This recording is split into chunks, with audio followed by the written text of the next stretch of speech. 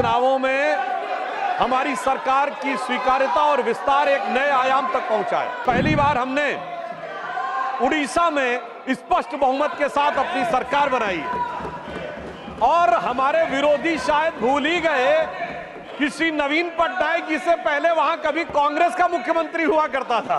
हमारे विरोधी और विशेषकर कांग्रेस पार्टी इस विषय को बहुत उठाते थे कि दक्षिण भारत में उनका बहुत प्रभाव है। हमारे गठबंधन ने और भारतीय जनता पार्टी ने दक्षिण भारत में भी कांग्रेस से अधिक वोट प्राप्त करके दिखाए। जब हमारे विरोधी कुछ अधिक उत्साह और उच्छृंखलता में दिखाई पड़ते हैं, परंतु इन चुनावों में हमारी सरकार की स्वीकार्यता और विस्तार एक नए आयाम तक पहुंचा है।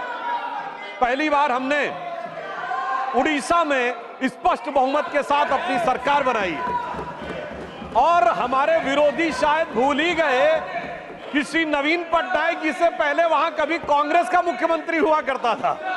अंतिम मुख्यमंत्री गिरधर गोमांग जी थे जो कांग्रेस के थे और ऐसा प्रतीत होता है कि उनको अब वो विषय विस्मृत हो गया है, यानी उन्होंने मान लिया कि वो उड़ीसा में अब सत्ता की लड़ाई में ही नहीं है।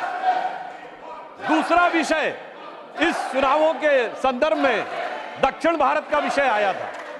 महोदय, मैं बताना चाहता हूं कि हमारे विरोधी और विशेषकर कांग्रेस पार्टी इस विषय को बहुत उठाते थे कि दक्षिण भारत में उनका बहुत प्रभाव है।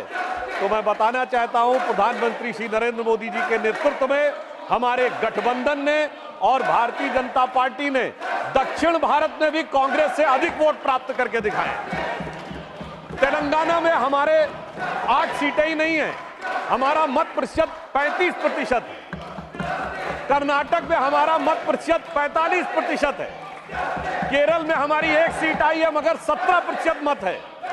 और सभापति महोदय, मैं आपके माध्यम से पूरे देश का ध्यान आकर्षित करना चाहता हूं कि तमिलनाडु में कांग्रेस को 10.25% वोट मिला है और भारतीय जनता पार्टी को 11.5% वोट मिला है।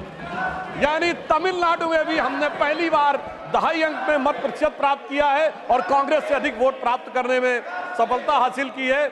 यानी किसी जमाने में जब उनका नारा हुआ करता था कि सारे भारत से नाता है और सरकार चलाना आता है, आज वस्तुस्थिति ये हो गई कि इस चुनावों में भारतीय जनता पार्टी ने अपने को मोदी जी के नेतृत्व में सारे भारत से नाता स्थापित करके एक वास्तविक अर्थों में पूरे भारत में अपना प्रभाव रखने वाली और जन समर्थन प्राप्त करने वाली राष्ट्रीय राजनीतिक दल के रूप में अपने को स्थापित किया।